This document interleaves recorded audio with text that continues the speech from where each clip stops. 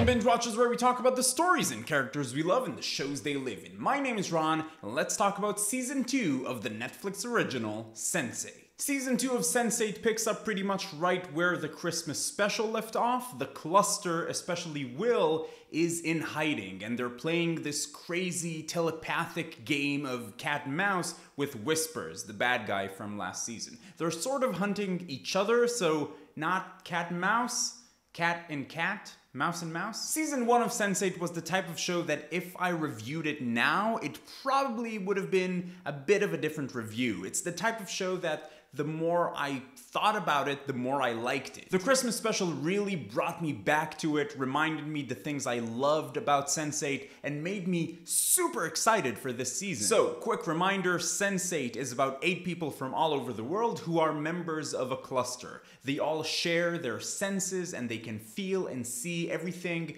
the other members of the cluster do. They can talk to each other at any time, but they can also step in for one another and help each other out in difficult situations where maybe one member of the cluster might have a useful set of skills for whatever's happening. So let's get some of the obvious stuff out of the way first. This show is still a masterpiece of cinematography and anything visual, really. The members of the cluster are much closer this time around, much more loyal to each other, and it shows in the beautiful flow from one of them to another. SENSE8 never seems to run out of clever, amazing ways to show how everybody interacts with each other and trade places. I saw behind the scenes video for this show, and it's incredible how much of this is actually in-camera tricks where the actors physically swap places with each other as the camera moves. So this show is one of the most visually fascinating shows I've ever watched, I think. And they just seem to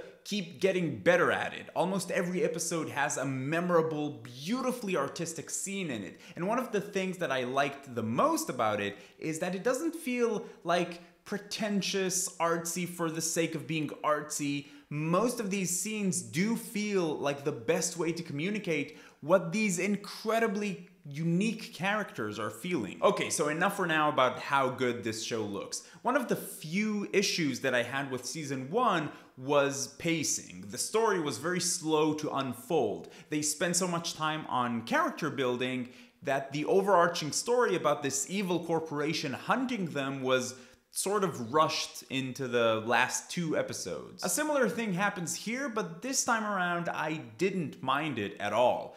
Some shows are more about plot and some shows are more about characters. SENSE8 is very much more about characters, and this season was better designed to support that. We do learn more about BPO, this evil organization that comes after them, and we even learn more about how SENSE8s work, where they come from, are there more of them, what happens to some of the ones that we've heard about up until now. The story expands. But all of that kind of happens in the background, while the main stories are the stories of the characters. In a show like this, there has to be a trade-off, you know? You have 8 main characters here, and you need to spend a lot of time with each of them. In season 1, it felt like they wanted to introduce all these different characters and explore them pretty deeply, but also tell the story about the company, so the season felt a bit unbalanced. In season 2, I thought it was done perfectly. The story moves along at a good pace. Anything where you don't need all the details, they basically find a way to tell you while you were watching this more interesting thing, this other thing happened. I thought it was great. It's basically gonna come down to if you like these characters and you find their personal lives interesting, you're gonna love this. I found pretty much all of their stories very interesting, and these characters are so unique and different from one another. It's fascinating to see how being SENSE8s affects those stories, because this season is less about them being SENSE8s and more about them. And I loved digging deeper into these characters. Not all of them are equally interesting, of course, and the season definitely starts out very strong and then slows down somewhere towards the middle, but I still was invested in the story of pretty much every character. My wife and I binge watched this whole season together, and she said that this is one of the few shows that makes her feel so many things in one episode.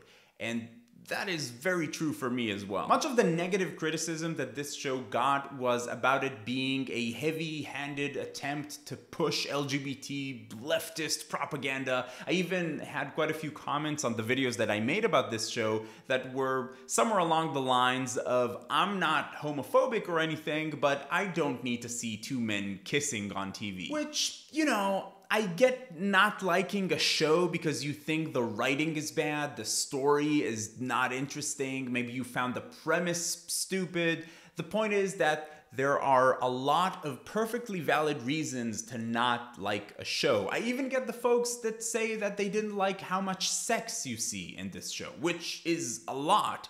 That's also perfectly fine. That's like saying that you don't like Sons of Anarchy because you don't want to see so much violence, or you don't like Star Trek because you don't like science fiction. Like, sometimes you just not like shows, and that's okay. But saying that having a gay or trans character on the show is pushing some agenda on you, well, it kind of proves the point. And I know I'm repeating some of the points that I made on my season 1 video, but a gay character on a show shouldn't be the gay character or the trans character. It should just be a character who might be gay, because some people are gay. And of course, the show deals with Nomi being trans or Leto being gay, who is my absolute favorite character, by the way, because it's part of who they are and it's part of what those characters would deal with. And, you know, are the creators of this show trying to spread a message? Fuck yes, they're trying to spread a message, and they made an amazing show to carry that message. The show isn't preachy. It doesn't tell you to be a different person. Just some of the characters are people who are affected by prejudice. If those characters being in the show offends you, maybe that's exactly why they need to be there. Bottom line, should you watch it? I loved it. I think that if you enjoyed season 1, then no question, watch season 2. If you haven't watched this show at all, I recommend it just for how special the premise is. This is really a super unique original story. What about you? Did you watch season 2 of SENSE8, or have you watched this show at all? Let me know all your thoughts about it in the comments down below. Let me know, once again, who was your favorite character, because these characters are so fleshed out and different and unique. Last season, I think my favorite was either Capheus or Sun. But in this season, Leto was absolutely my favorite character. If you're going to be talking about spoilers, please use spoiler tags in your comments. If you like this video, please give it a thumbs up. It really helps out a lot. And if you're finding binge watchers for the first time, welcome. I'd like to invite you to join the binge watchers community. Come talk about TV with us. It's a lot of fun. Subscribe to the channel or check out some of the other videos that we have up on the channel. But in any case, keep binging, and I will see you next time.